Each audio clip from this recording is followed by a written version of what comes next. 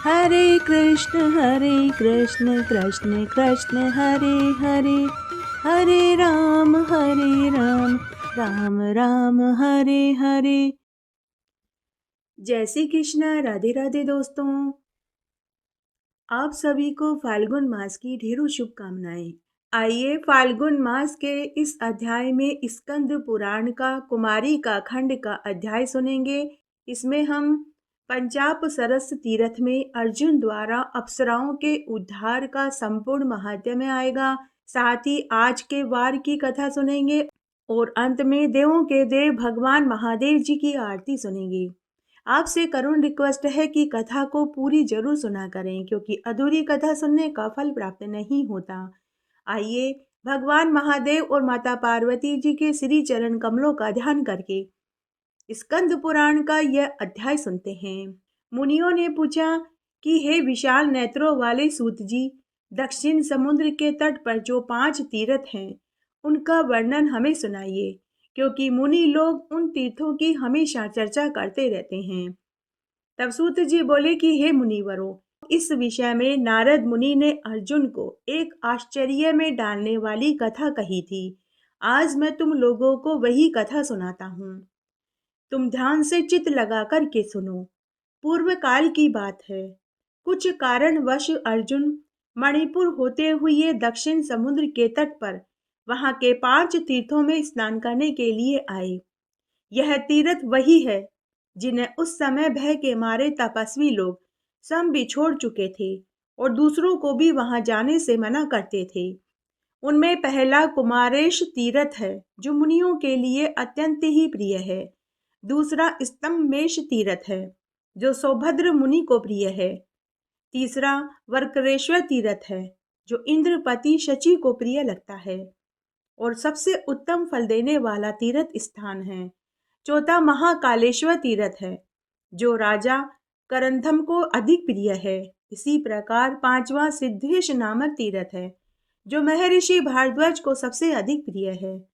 कुरुक्षेत्र अर्जुन ने इन 5 तीर्थों के दर्शन किए, जिन्हें तपस्वियों ने त्याग दिए थे।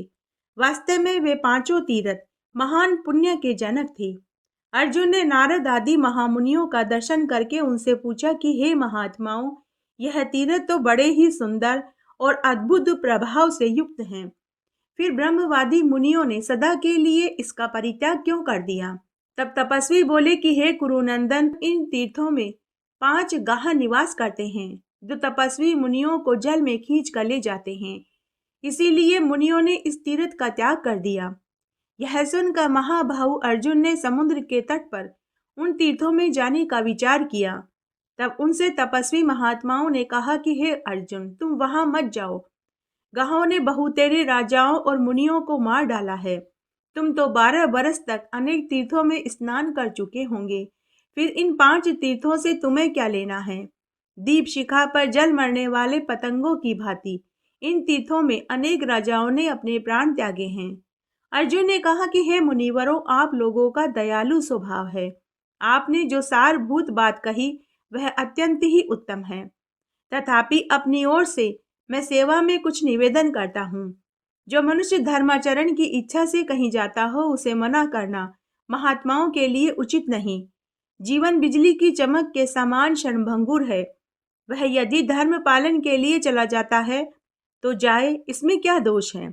जिनके जीवन, धन, स्त्री, पुत्र, खेत और घर धर्म के काम में चले जाते हैं, वे ही इस पृथ्वी पर मनुष्य कहलाने के अधिकारी हैं। तपस्वी बोले कि हे पार्थ, इस प्रकार धर्म आचरण करते हुए तुम्हारी आयु बड़ी हो और धर्म में तुम्हारा अनुराग निरंतर बना रहे। जाओ, तुम अपना मनोरथ सिद्ध करो। मुनियों के ऐसा कहने पर अर्जुन ने उन सबको प्रणाम किया और आशीर्वाद लेकर सौभद्र महर्षि के उत्तम तीर्थ में जाकर स्नान किया। उसी समय जल के भीतर रहने वाले महान गाह ने नरश्रेष्ठ अर्जुन को पकड़ लिया। महाभाव अर्जुन बलवानों में श्रेष्ठ थे। वे जोर जोर से फड़कते हुए उस जलचर जीव को बलपूर्वक जल से बाहर निकाल कर ले आए। जो ही उसे खींच कर बाहर लाए, वह घाह समस्त आभूषणों से विभूषित कल्याणमयी नारी के रूप में परिणित हो गया। उसका रूप दिव्य हो गया। वह मन को मोह लेने वाली जैसी दिखाई देने लगी। उस समय अर्जुन ने उससे पूछा कि हे कल्याणी, तुम कौन हो? जल में विचरने वाले मकड़ी का रूप तुम्हें कैसे प्राप्त हुआ? ऐसा महान पाप तुमने क्यों किया? वह नारी बोली कि हे कुंती नंदन, मैं देवताओं के नंदन वन में निवास करने वाली अप्सरा हूँ। मेरा नाम वर्चा है। यहाँ मेरी 4 सखियां और है। वे सभी सुंदरी तथा इच्छा अनुसार गमन करने वाली है। एक दिन उन सबको साथ लेकर मैं देवराज इंद्र के भवन से चली आई और एक वन में पहुंचकर मैंने देखा कि कोई ब्राह्मण देवता अकेले एकांत में बैठकर स्वाध्याय कर रहा है। उसका रूप बड़ा ही सुंदर था। हे वीरवर, उनकी तपस्या के तेज से वह सारा वन प्रकाशित हो रहा था। वह सूर्य की भांति उस समस्त प्रदेश को अलौकिक कर रहा था। उन्हें देखकर उनकी तपस्या में विघ्न डालने की इच्छा से हम यहाँ उतर गए। मैं, सौरभई, सोमई, बुदबुदा और लता, हम सब एक साथ उन ब्राह्मण देवता के समीप पहुंच गई और गाने लगी और खेलने लगी और उसे लुभाने की चेष्टा करने लगी। ऐसा करने पर भी हम उसकी तपस्या को भंग नहीं कर पाए। वह महातेजस्वी ब्राह्मण निर्मल तपस्या में लीन रहा। हमारी अनुचित चेष्टाओं से कुपित होकर उन्होंने हम सबको शाप दे दिया कि अरे, तुम सब लोग 100 बरस तक जल के भीतर गाह बनकर रहो। यह शाप सुनकर हम लोग अत्यंत ही व्यथित हो गए और उन्हीं तपस्वी ब्राह्मण की शरण में गए और हमने प्रार्थना पूर्वक कहा कि हे ब्राह्मण देव, हम सब ने बड़ा ही अनुचित व्यवहार किया है, फिर भी आप हमारे अपराध को क्षमा कर देने योग्य हैं। आप धर्मज्ञ और परोपकारी ब्राह्मण देव हैं। ब्राह्मण देव सभी प्राणियों के प्रति मित्र भाव रखते हैं। मनीषी महात्माओं का यह वचन सत्य हो। साधु पुरुष शरणागतों की रक्षा करते हैं। हम सब आपकी शरण में आए हैं, अतः कृपया करके हमें क्षमा कर दीजिए। सूर्य और चंद्रमा के समान तेजस्वी वे धर्मात्मा ब्राह्मण सदा कल्याणमय कर्म करने वाले थे। अप्सराओं के प्रार्थना करने पर उन्होंने कृपा करी और कहा कि हे देवियों, यदि लोग अपने सिर पर खड़ी हुई मृत्यु को देख ले तो उन्हें भोजन भी नहीं रुचिकर लगेगा। फिर पाप में प्रवृत्ति तो हो ही कैसे सकती है। अहो, सब रत्नों से बढ़कर अत्यंत ही दुर्लभ इस मनुष्य जन्म को पाकर स्त्रियों के मोह में फंसे हुए कुछ नीच मनुष्य इसे तिनके के समान गवा देते हैं। यह कितने आश्चर्य की बात है। हम पूछते हैं कि तुम लोगों का जन्म किस लिए हुआ है? अपने मन में विचार करके इसका उत्तर दो। हम स्त्रियों की निंदा नहीं करते जिनसे सबका जन्म होता है, केवल उन पुरुषों की निंदा करते हैं जो स्त्रियों के प्रति उच्छृंखल है, मर्यादा का उल्लंघन करते हैं, उनके प्रति आसक्त रहते हैं। ब्रह्मा जी ने संसार की सृष्टि बढ़ाने के लिए स्त्री पुरुष के जोड़े का निर्माण किया है। अतः इसी भाव से स्त्री पुरुषों को मिथुन धर्म का पालन करना चाहिए। इसमें कोई दोष नहीं है, परंतु इतना ध्यान रखना चाहिए कि जो नारी अपने बंधु बांधुओं द्वारा ब्राह्मणों और अग्नि के समीप शास्त्रीय विधि से अपने को दी गई हो, उसी के साथ सदा गृहस्थ धर्म का पालन करें। इस प्रकार प्रयत्न पूर्वक शास्त्र मर्यादा के अनुकूल चलाए जाने वाला अपना गृहस्थ उत्तम और महान गुणकारक हो सकता है। जो गृहस्थी शास्त्र मर्यादा के अनुसार नहीं चलाई जाती, वह दोष का कारण होती है। 5 मुखों वाले नगर में जिनके द्वार पर 11 योद्धा पहरा देते हैं, जो पुरुष अपनी स्त्री और अनेक संतानों के साथ मौजूद है, वह अचेतन कैसे हो सकता है? स्त्री के साथ संयोग इसलिए किया जाता है कि उससे पुत्र उत्पन्न होकर पंच यज्ञ आदि कर्मों द्वारा संपूर्ण विश्व का उपकार कर सके। मूढ़ मनुष्य उस पवित्र संयोग को किसी और ही भाव से ग्रहण करते हैं। 6 धातुओं का सारभूत जो वीर्य है, उसे अपने समान वर्ण वाली स्त्री को छोड़कर अन्य किसी निंदित योनि में यदि कोई छोड़ता है, तो उसके लिए यमराज ने ऐसा कहा है कि पहले तो वह अन्न का द्रोही है, फिर आत्मा का द्रोही है, फिर पितरों का द्रोही है, अंतोतगत्वा संपूर्ण विश्व का द्रोही है। ऐसा पुरुष अनंत काल तक अंधकारपूर्ण नरक में गिराया जाता है।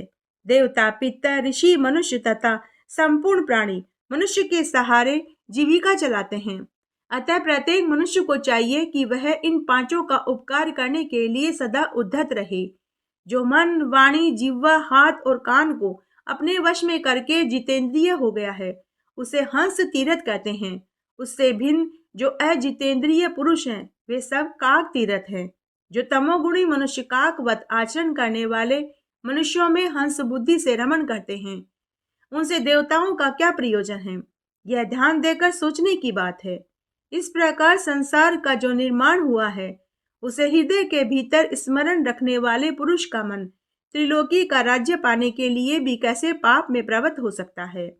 हे अप्सराओं, अन्याय मनुष्यों के कर्मों का जो ये शास्त्र द्वारा ज्ञात होने वाला परिणाम है, उसे मैंने यमलोक में प्रत्यक्ष देखा है। फिर मुझे कैसे मोह हो सकता है? तुम लोग वन में जल के भीतर गाह होकर रहोगी, उसमें स्नान करने के लिए आने वाले पुरुषों को तुम पकड़ोगी। कुछ वर्षों तक इस जीवन में रह लेने के पश्चात जब कोई श्रेष्ठ पुरुष तुम्हें जल से बाहर धरती पर खींच कर लाएगा, तब तुम पुनः अपने पूर्ववत रूप को प्राप्त हो जाओगी। मैंने पहले कभी हंसी में भी झूठ बात नहीं कही।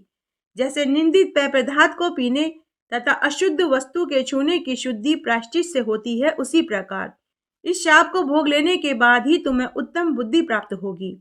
तब वह स्त्री बोली कि उन ब्राह्मण देवता को प्रणाम करके हमने उनकी परिक्रमा करी और उस स्थान से दूर हटकर अत्यंत दुखी हो हम बड़ी चिंता में पड़ गई। सोचने लगे कि किस उपाय से थोड़े ही समय में हम सब उस मनुष्य के समीप जा सकती हैं जो पुनः हमें हमारे पुराने रूप को प्राप्त करा सके। 2 घड़ी तक इस प्रकार चिंता करने के बाद हम बड़भागिनी स्त्रियों ने वहां स्वतः आए हुए देव ऋषि नारद मुनि को देखा। तब उन्हें प्रणाम करके उदास मुख से हम लोग खड़े हो गए। नारद मुनि ने हमारे दुख का कारण पूछा। उनके पूछने पर हमने सारा वृतांत उन्हें जो का त्यों कह सुनाया। सुनकर वे इस प्रकार बोले कि दक्षिण में समुद्र के किनारे जो परम पवित्र उत्तम 5 तीर्थ हैं, वहीं तुम सब लोग शीघ्र चली जाओ। वहां शुद्ध चित्त वाले नरश्रेष्ठ पांडु नंदन अर्जुन तुम सबको इस दुख से छुटकारा अवश्य दिलाएंगे। देव ऋषि नारद जी की बात सुनकर हम सभी सखियां यहाँ आ गए थे। अब तुम उनकी बात सत्य करने योग्य हो। तुम्हारे जैसे साधु पुरुषों का जन्म हम जैसे दीन दुखियों की भलाई के लिए ही हुआ है। वर्चा की यह बात सुनकर पांडु कुमार अर्जुन ने बारी बारी से सभी तीर्थों में स्नान किया और गाह बनी हुई उन सभी अप्सराओं का कृपा पूर्वक उद्धार कर दिया। उसके बाद वे सभी अप्सराएं अर्जुन को प्रणाम करके और उन्हें ढेरों आशीर्वाद देकर आकाश में उड़ गई। तब सूत जी बोले कि अर्जुन ने ब्राह्मणों से घिरे हुए देव पूजित नारद जी के समीप जाकर सबको पृथक पृथक प्रणाम किया। तब नारद मुनि ने कहा कि हे धनंजय, तुम्हें शत्रुओं पर विजय प्राप्त हो। तुम्हारी बुद्धि धर्म देवता और ब्राह्मणों की सेवा में लगी रहे। 12 वर्ष की यह लंबी यात्रा करते समय तुम्हें कोई कष्ट न हो। जिनके हाथ पैर मन भली भांति संयम में हो तथा जिसकी सभी क्रियाएं निर्विकार भाव से संपन्न होती हो, वही तीर्थ का पूरा फल प्राप्त करता है। यह बात तुम्हें अपने हृदय में धारण कर लेनी चाहिए। हम तुमसे क्या कहें? धर्मराज युधिष्ठिर जिसके भाई हैं, भगवान श्री कृष्ण जिनके मित्र हैं, उसे और हम क्या शिक्षा दे सकते हैं? तथापि यह उचित है कि ब्राह्मणों द्वारा मनुष्यों को शिक्षा मिले। भगवान विष्णु ने हमें धर्म गुरु के पद पर स्थापित किया है। ब्राह्मणों के पति श्री हरि ने जो उद्गार हमारे लिए किया है, तुम उसे सुनो। जिसके सुधा के समान निर्मल यश को सुनना है, उसमें गोते लगाना चांडाल पर्यंत संपूर्ण जगत को तत्काल पवित्र कर देता है। वह मैं विष्णु जो विकुट नाम से प्रसिद्ध हूँ। मुझे ये परम पवित्र कीर्ति आप जैसे उत्तम ब्राह्मणों से ही प्राप्त हुई है। अतः यदि मेरी यह बाह भी आप लोगों के प्रतिकूल चले तो मैं इसे काट डालूंगा। फिर औरों की तो बात ही क्या। कुंती नंदन, मैं तुम्हें कुछ प्रिय समाचार सुनाता हूँ।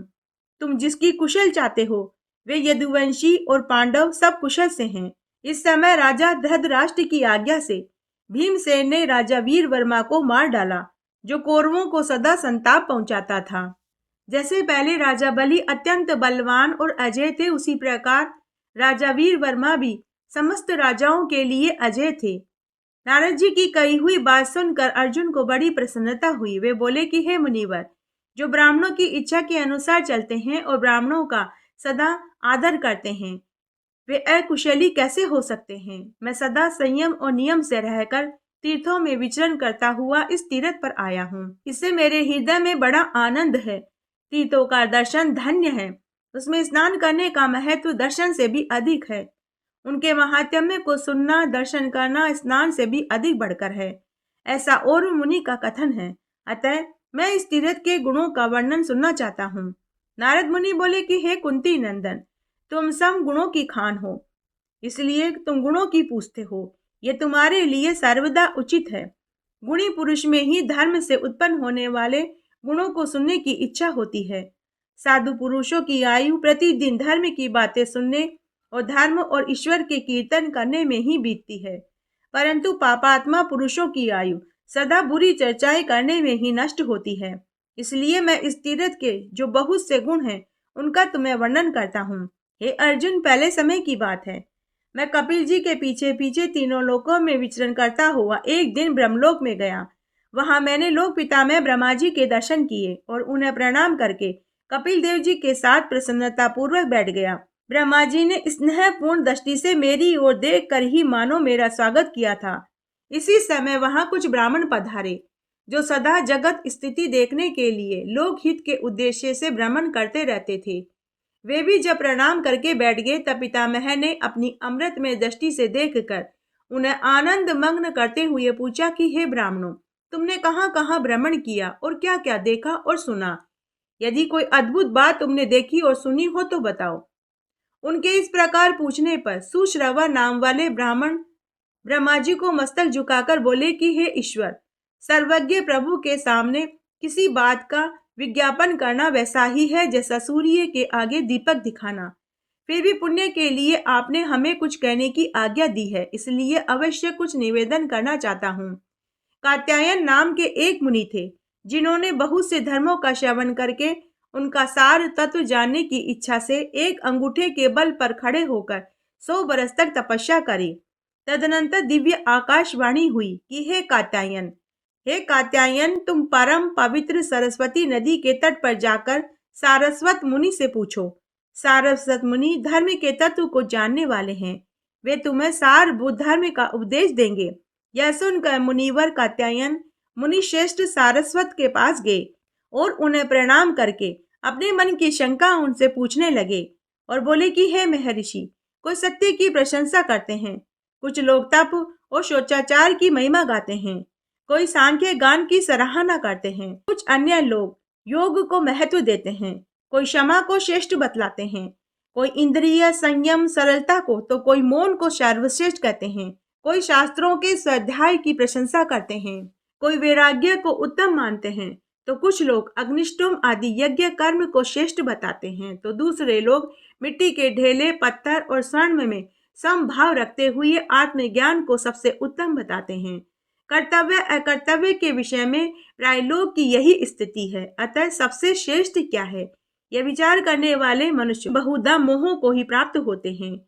हे मुनिवर, आप तो सर्वज्ञ हैं, अतः आप बताइए कि सबसे श्रेष्ठ क्या है। सारस्वत मुनि बोले कि हे ब्राह्मण, माता सरस्वती ने मुझे जो कुछ भी बतलाया, जिसके अनुसार मैं सार तत्व का वर्णन करता हूँ, तुम ध्यान से सुनो। यह संपूर्ण जगत छाया की भांति उत्पत्ति और विनाश रूप धर्म से युक्त है। धन यौवन भोग जल में प्रतिबिंबित चंद्रमा की भांति चंचल है। यह जानकर इस पर भली भांति विचार करके भगवान शंकर की शरण में जाना चाहिए और दान करना चाहिए। किसी भी मनुष्य को कदापि पाप नहीं करना चाहिए, यह वेद की आज्ञा है। श्रुति यह भी कहती है कि महादेव जी का भक्त जन्म और मृत्यु के बंधन में नहीं पड़ता। पूर्व काल में सावर्णी मुनि ने जो भी गाथाएं गाई हैं, तुम उन्हें सुनो। भगवान धर्म का नाम वृक्ष है, वे ही जिनके वाहन हैं।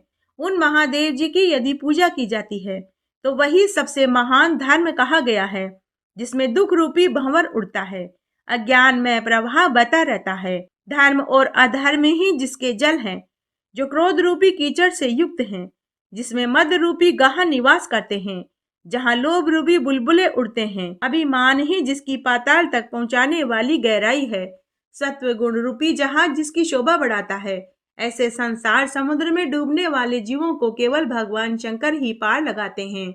दान, सदाचार, व्रत, सत्य, प्रिय वचन, उत्तम कीर्ति, धर्म पालन, आयु पर्यंत, दूसरों का उपकार, इन सार वस्तुओं का इस असार शरीर से उपार्जन करना चाहिए।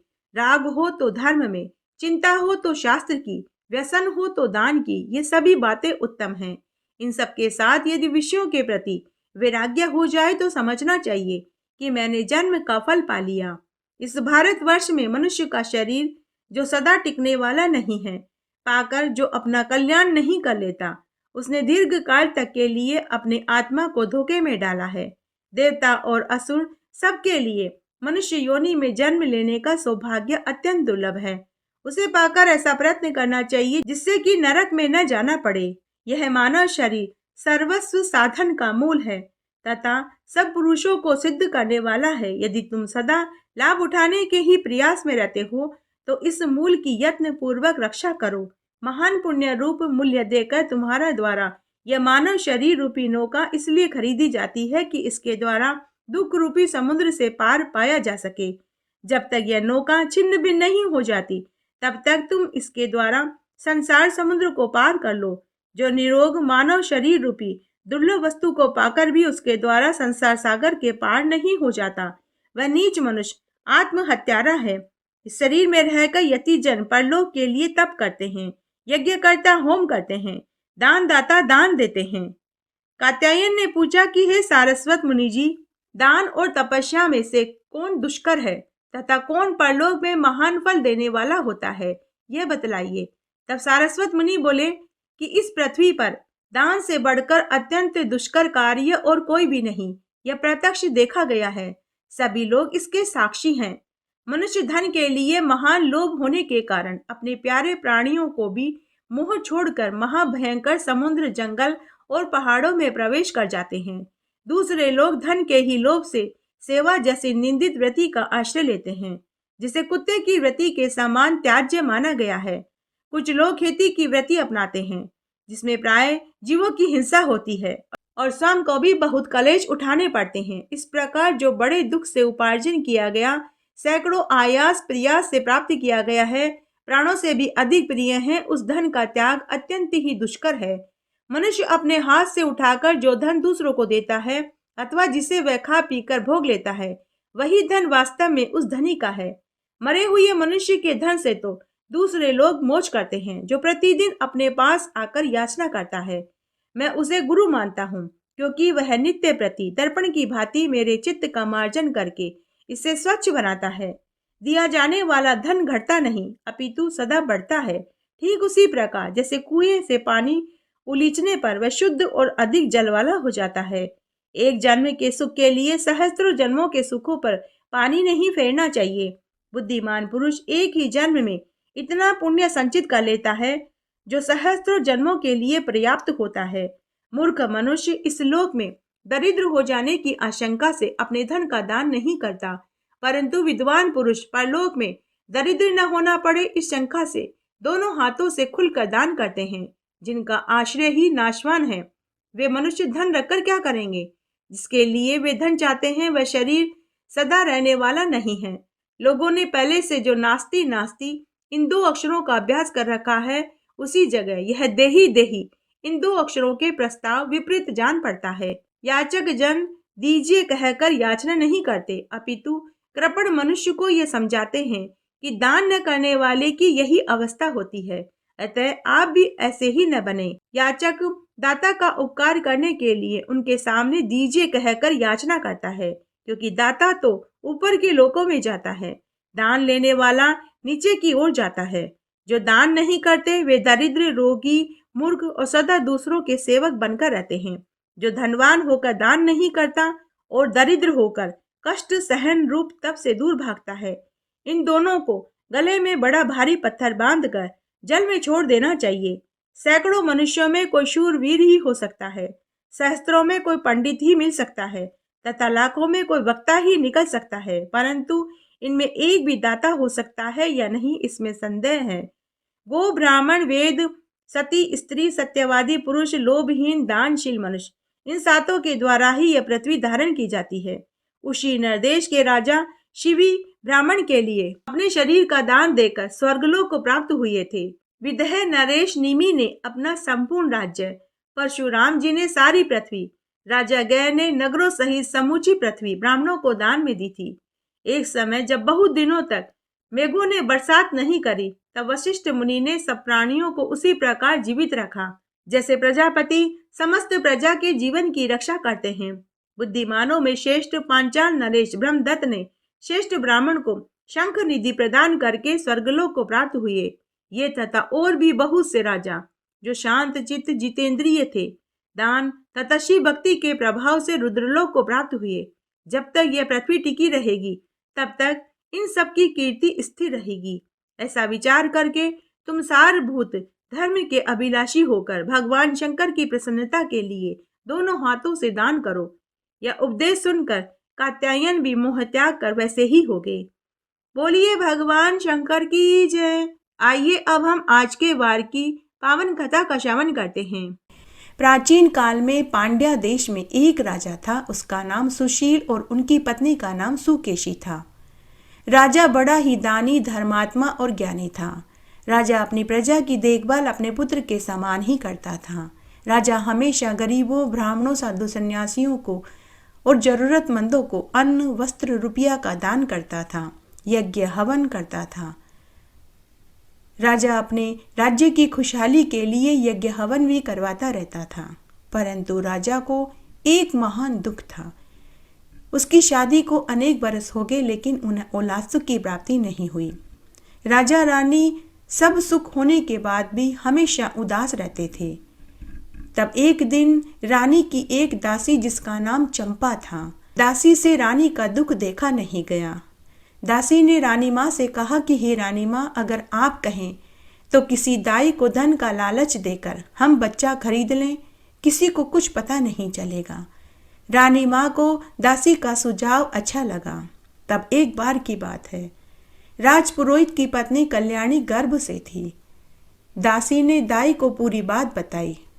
दाई को धन का लालच आ गया। योजना के अनुसार रानी ने गर्भवती का ढोंग करना शुरू कर दिया। जब राजा को पता चला कि रानी गर्भ से है तो राजा की खुशी का ठिकाना नहीं रहा। राजा ने गरीबों, ब्राह्मणों, साधु सन्यासियों में खूब अन्न धन बांटे। रानी के 8वें मास में पुंसवन व सीमंत संस्कार पूरे हर्षोल्लास से संपन्न कराए गए। वही दाई पुरोहितानी की पत्नी कल्याणी का प्रसव कराने वाली थी। पुरोहितानी की पत्नी कल्याणी का यह पहला गर्भ था। उस बिचारी को तो पहला गर्भ होने से ज्यादा जानकारी भी नहीं थी। जब उसे प्रसव पीड़ा होने लगी तो दाई ने कल्याणी से कहा कि मैं तुम्हारी आंखों पर पट्टी बांध देती हूँ, इससे तुम्हारी ही नजर तुम्हारे बच्चे को नहीं लगेगी, क्योंकि मैंने ऐसा देखा है कि जिनके पहला बच्चा हुआ है उनको उन्हीं की माँ बाप की नजर लग जाती है। अगर तुम कहो तो मैं तुम्हारी आंखों पर पट्टी बांध दूं। तो राजपुरोहित की पत्नी ने हामी भर दी। तब दाई ने राजपुरोहित की पत्नी को प्रसव पीड़ा होते समय ही उसकी आंखों में पट्टी बांध दी। थोड़ी देर के बाद दाई ने प्रसव करवा दिया। बच्चा पैदा हुआ। पैदा होते ही दाई ने चुपचाप नवजात बच्चे को महल की दासी को सौंप दिया। यह रहस्य किसी को पता नहीं चला। उधर महल में ढिंडोरा पिटवा दिया कि रानी को पुत्र रत्न की प्राप्ति हुई है। वह दाई बड़ी ही चालाक थी। राजपुरोहित के घर जाने से पहले अपने साथ एक मांस का लोथड़ा लेकर गई थी। प्रसव का कार्य होने के बाद दाई ने मांस का लोथड़ा राजपुरोहित की पत्नी के पास रख दिया और फिर राजपुरोहित की पत्नी की आंखों से कपड़े की पट्टी खोलकर मांस का लोथड़ा दिखाते हुए बोली, अरे बहन, बहुत बड़ा अपशकुन हो गया है। तुम्हारे तो संतान की बजाय मांस का लोथड़ा पैदा हुआ है। मैंने बड़ी मुश्किल से तुम्हारी जान बचाई है। अब तुम अपने रिश्ते नातेदारों और पति से कहकर इस मांस के लोथड़े की अंतिम क्रिया संपन्न करवा देना। दाई पुरोहित की पत्नी को समझाते हुए बोली कि बेटी, जान है तो जहान है। बेटी, पेड़ है तो फल भी लगेंगे, तुम चिंता मत करो, रो मत। पुरोहितानी को दाई की बात पर यकीन नहीं हुआ। उसे अंदर ही अंदर महसूस हो रहा था कि उसके साथ धोखा हुआ है, छल कपट हुआ है। उधर महल में पुत्र जन्म का समाचार पाकर राजा बड़ा खुश हुआ। राजा ने खुद बच्चे का जातकर्म संस्कार करवाया। ब्राह्मणों को खूब धन बांटा गया। गरीबों में अन्न, वस्त्र, रुपया बांटे गए। कैदियों को बंधन से मुक्त कर दिया। सूतक निकल जाने के बाद राजा ने पुत्र का नामकरण संस्कार करवाया। राजा ने अपने पुत्र का नाम प्रियव्रत रखा। उधर पुरोहितानी की पत्नी शुक्रवार का व्रत करती थी और शुक्रवार के दिन चौमुखा दीपक जलाकर गुड़ और चने रखकर संतोषी माता का व्रत करती थी। उस दिन भोजन में वह खटाई नहीं खाती थी। पुरोहितानी पूरे विधि विधान से संतोषी माता का व्रत करने लगी और संतोषी माता से प्रार्थना करने लगी कि हे माता, आप मेरे पुत्र की रक्षा करना।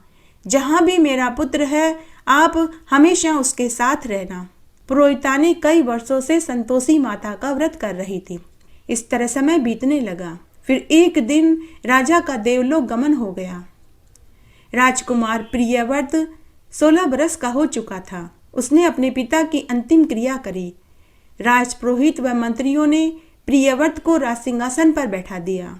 तब एक दिन राजपुरोहित ने प्रियव्रत से कहा कि हे पुत्र, आपको अपने पिता का पिंडदान गयाजी में जाकर करना चाहिए ताकि आप पितृ ऋण से मुक्त हो सके। तब प्रियव्रत ने अपनी माता से आज्ञा ली और साधारण कपड़े पहनकर पैदल यात्रा पर निकल गया। चलते चलते मार्ग में उसे एक घर दिखाई दिया। उस घर की मालकिन को 5 दिन पहले एक पुत्र पैदा हुआ था। उस औरत को इससे पहले भी 5 पुत्र हुए थे, लेकिन उसके 5 पुत्रों को 5वें दिन षष्ठी देवी ने मार दिया था। यह उसका 6ठा पुत्र था। उस औरत के पुत्र हुए 5 दिन ही हुए थे। उसी समय राजकुमार प्रियव्रत साधारण वेशभूषा में उनके घर शरण मांगने पहुंचा। उस घर के मालिक ने उनका खूब आतिथ्य सत्कार किया, उन्हें रहने के लिए स्थान दिया, खाने के लिए स्वादिष्ट भोजन दिया। उसी रात्रि में षष्ठी देवी उस महिला के 6ठे पुत्र को मारने पहुंची। संतोषी माता ने देख लिया। संतोषी माता हर समय राजकुमार प्रियव्रत की रक्षा के लिए उसके साथ रहती थी।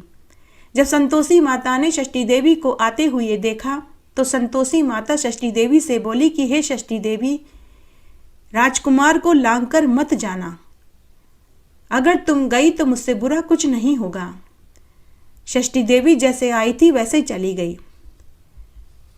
प्रातःकाल उस घर के सदस्य जब उठे और बालक को जीवित देखा तो उन्होंने राजकुमार को बालक का जीवनदाता समझकर प्रार्थना करी कि हे महाराज, आप मेरे घर में 2-4 दिन और निवास करिए। आपकी कृपा से ही मेरे 6ठे पुत्र को जीवनदान मिला है। तब राजकुमार वहां कुछ दिन उनके आतिथ्य में रहने लगा। फिर एक दिन आज्ञा लेकर राजकुमार गयाजी में अपने पिता का पिंडदान करने के लिए पहुंच गया। जब पिंडदान कर रहे थे तो वेदी में से पिंड लेने के लिए 2 हाथ निकले। राजकुमार प्रियव्रत को बड़ा आश्चर्य हुआ। राजकुमार ने पंडितों से इसका कारण पूछा। तब पंडित ने कहा कि यह हाथ तो आपके पिता के ही हैं, किंतु ऐसा क्यों हुआ, यह बात आप अपनी माता से पूछना। उसके बाद राजकुमार प्रियव्रत 1 साल तक वहां पूजा पाठ यज्ञ हवन करते रहे और पिंड दान करते रहे। साल भर बाद राजकुमार वापस अपने नगर की ओर लौट पड़ा। चलते चलते मार्ग में वही घर आया। राजकुमार प्रियव्रत ने फिर से उसी घर में शरण ली। संयोगवश उस दिन भी उस घर की मालकिन को बच्चा पैदा हुआ था और उस दिन भी उस बच्चे का 5वां दिन था। अर्धरात्रि को षष्ठी देवी वापस उस बालक को मारने आई। फिर से संतोषी माता ने षष्ठी देवी को रोक दिया और बोली कि हे षष्ठी देवी, राजकुमार प्रियव्रत को लांघकर मत जाना, नहीं तो मुझसे बुरा कुछ नहीं होगा। अब की बार षष्ठी देवी से रहा नहीं गया। षष्ठी देवी ने संतोषी माता से पूछा कि हे देवी, आप कौन हैं और आप इस राजकुमार की हमेशा क्यों रक्षा करती हैं? इसकी माँ ने ऐसा क्या किया जो आप इस बालक की हमेशा रक्षा करती हैं? तो संतोषी माता षष्ठी देवी से बोली कि मैं संतोषी माता हूँ। इसकी माता हर शुक्रवार का व्रत करती है। वह चने और गुड़ का प्रसाद का मुझे भोग लगाती है, आटे के घी का चौमुखा दीपक जलाती है और भोजन में खटाई नहीं खाती। इसकी माता मेरी प्रसन्नता के लिए यह सब कुछ करती है, इसीलिए मैं उसके पुत्र की रक्षा करती हूँ। राजकुमार प्रियव्रत उन सब की बातें सुन रहा था। राजकुमार प्रियव्रत ने षष्ठी देवी और संतोषी माता की सारी बातें सुन ली। दूसरे दिन राजकुमार वापस अपने राज्य की ओर चल दिया। जब वह अपने नगर के निकट पहुंचा तो नगरवासियों को अपने राजकुमार को देखकर बहुत प्रसन्नता हुई। पूरे नगरवासी राजकुमार के स्वागत के लिए उमड़ पड़े। राजकुमार प्रियव्रत महल में पहुंचते ही अपनी माता से पूछने लगे कि हे माता, क्या आप शुक्रवार का संतोषी माता का व्रत करती हैं, और अगर करती हैं तो इस व्रत के करने का क्या विधान है। तो माता सुकेशी ने कहा कि पुत्र, मैं संतोषी माता का व्रत नहीं करती और न ही मैं इस व्रत के नियम के बारे में कुछ जानती हूँ। यह सुनकर राजकुमार प्रियव्रत को संदेह हुआ कि यह राजमाता मेरी माँ नहीं हो सकती। तब राजकुमार प्रियव्रत ने गया श्राद्ध का पूरा फल पाने के लिए नगर की सभी सुहागिन महिलाओं को भोजन के लिए आमंत्रित किया। संयोगवश उस दिन भी शुक्रवार का दिन था। राजकुमार प्रियव्रत ने भोजन में खटाई की सब्जी, अचार, खीर पूड़ी और हलवा बनवाया। पूरी नगरी को भोजन के लिए आमंत्रित किया गया। राजपुरोहित की पत्नी भी भोजन करने के लिए आई। उस दिन राजपुरोहितानी का शुक्रवार का व्रत था। जैसे ही भोजन में उसने खटाई की सब्जी और अचार देखा तो वह भोजन से उठकर खड़ी हो गई।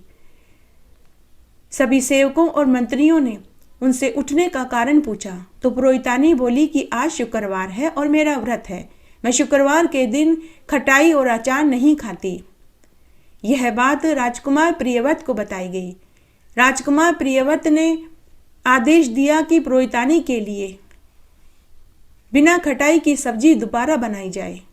तब पुरोहितानी को अलग से बैठाकर स्वादिष्ट भोजन खिलाया गया। उसके बाद राजकुमार प्रियव्रत पुरोहितानी के पास गए और पूछने लगे कि हे देवी, आप यह व्रत कब से कर रही हैं और इस व्रत को करने का क्या विधान है और क्या नियम है। तो पुरोहितानी ने प्रियव्रत को पूरी बात बताई। जब वे बातें कर रहे थे तो उसी समय पुरोहितानी के आंचल से दूध की धार राजकुमार प्रियव्रत के मुंह पर जाकर गिरी, जिससे उसकी ढाढ़ी मूंछ गीली हो गई। यह दृश्य वहां खड़े सभी लोगों ने देखा। अब तो राजकुमार प्रियव्रत को समझते देर नहीं लगी, यह राजपुरोहितानी ही मेरी माँ है। उसी समय प्रियव्रत ने अपनी राजमाता सुकेशी से पूछा कि आप सच सच बताइए कि मैं किसका पुत्र हूँ, मेरे माता पिता कौन हैं। तब राजमाता सुकेशी टूट गई। उन्होंने पूरी सच्चाई बता दी। राजमाता सुकेशी ने कहा कि ये राजपुरोहित और राजपुरोहितानी ही तुम्हारे असली माता पिता हैं। तब राजकुमार प्रियव्रत ने अपने जन्म देने वाले माता पिता को राजमाता और पितामह का दर्जा दिया और उन्हें महल में रहने का स्थान दिया। राजपुरोहित और राजपुरोहितानी अपने पुत्र को पाकर बहुत खुश हुए। आज उनका संतोषी माता का व्रत करना सफल हो गया। तब एक रात्रि को राजकुमार प्रियव्रत ने संतोषी माता से प्रार्थना करी कि हे संतोषी माता, मुझे मेरे जन्म देने वाले माता पिता तो मिल गए, लेकिन मेरे मन में एक शंका है, कृपया करके आप उसे दूर करिए। गया जी में वेदी में से 2 हाथ क्यों निकले। तब स्वप्न में ही संतोषी माता ने कहा कि हे पुत्र प्रियव्रत, यह सारी माया मेरी ही फैलाई हुई थी। वेदी में से जो 2 हाथ निकले थे वे तुम्हारे ही पिता के थे। मैं तुम्हें तुम्हारे असली माता पिता से मिलाना चाहती थी। हे संतोषी माता, जैसे एक माता पिता को उसके पुत्र से मिलवाया और एक पुत्र को उसके माता पिता से मिलवाया और उन्हें संतोषी माता के व्रत का पूरा फल दिया, वैसे सबको देना, कहानी कहने वाले को, सुनने वाले को और होकारा भरने वाले को। ओम जय शिव ओंकारा, स्वामी हर शिव ओंकारा, ब्रह्मा विष्णु सदा शिव, बोले भोलेनाथ सदा शिव, अर्धांगी धारा, ओम हरे हरे हरे महादेव, एकानन चतुरानन, पंचानन राजे शिव, पंचानन राजे, हंसासन गरुड़ासन, हंसासन गरुड़ासन, वृषवाहन साजे, ओम हर हर हर महादेव। 2 भुज 4 चतुर्भुज, 10 भुज अति शोभे शिव, 10 भुज अति शोभे, तीनों रूप निरखता, त्रिभुवन जन मोहे, ओम हर हर हर महादेव। अक्षमाला वनमाला, मुंडमाला धारी शिव, मुंडमाला धारी, त्रिपुरारी रमुरारी, कर कमलाधारी, ओम हर हर हर महादेव। श्वेतांबर पीतांबर बाधांबर अंगे शिव बाधांबर अंगे सनकादिक गरुडादिक भूतादिक संगे ओम हरे हरे हरे महादेव। करके मदक मंडल चक्र त्रिशूल धरता शिव चक्र त्रिशूल धरता सुख करता दुख हरता जग पालन करता ओम हरे हरे हरे महादेव। ब्रह्मा विष्णु सदा शिव जानत अविवेका शिव जानत अविवेका मधु के टब दो मारे सुर बहीन करे ओम हरे हरे हरे महादेव। लक्ष्मी वर सावित्री पार्वती संगे शिव पार्वती संगे अर्धांगी गायत्री सिर सोहे गांगे ओम हरे हरे हरे महादेव। काशी में विश्वनाथ विराजे नंदो ब्रह्मचारी शिव नंदो ब्रह्मचारी नितुट दर्शन पाऊं नितुट भोग लगाऊं महिमाति भारी ओम हरे हरे हरे महादेव। पर्वत सोहे पार्वती शंकर के लासा शिव शंकर के लासा बांग धतूर का भोजन भस्मी में वासा ओम हरे हरे हरे महादेव। जटा में गंग बहत है गल मुंडल माला शिव गल मुंडल माला शेष नाग लिपटावे ओढ़त मृग छाला ओम हरे हरे हरे महादेव। 64 योगिनी गावत नृत करत भेरू शिव नृत करत भेरू बाजत ढोल नगाड़ा बाजत ढोल नगाड़ा अर बाजत डमरू ओम हर हर हर महादेव। त्रिगुण स्वामी जी की आरती जो कोई नर गावे शिव जो कोई नर गावे कहत शिवानंद स्वामी मन वांछित फल पावे ओम हर हर हर महादेव। ओम जय शिव ओंकारा स्वामी हर शिव ओंकारा ब्रह्मा विष्णु सदा शिव बोले भोलेनाथ सदा शिव अर्धांगी धारा ओम हरे हरे हरे महादेव। इस तरह आज हमने फाल्गुन मास का यह महात्म्य सुना, साथ ही पौराणिक कथा सुनी। आशा करती हूँ आपको इस कथा को सुनने का संपूर्ण फल प्राप्त होगा। मेरे साथ बने रहने के लिए आपका धन्यवाद। आगे आने वाली कथा कहानी के लिए भी आप इसी तरह मेरे साथ बने रहें। धन्यवाद।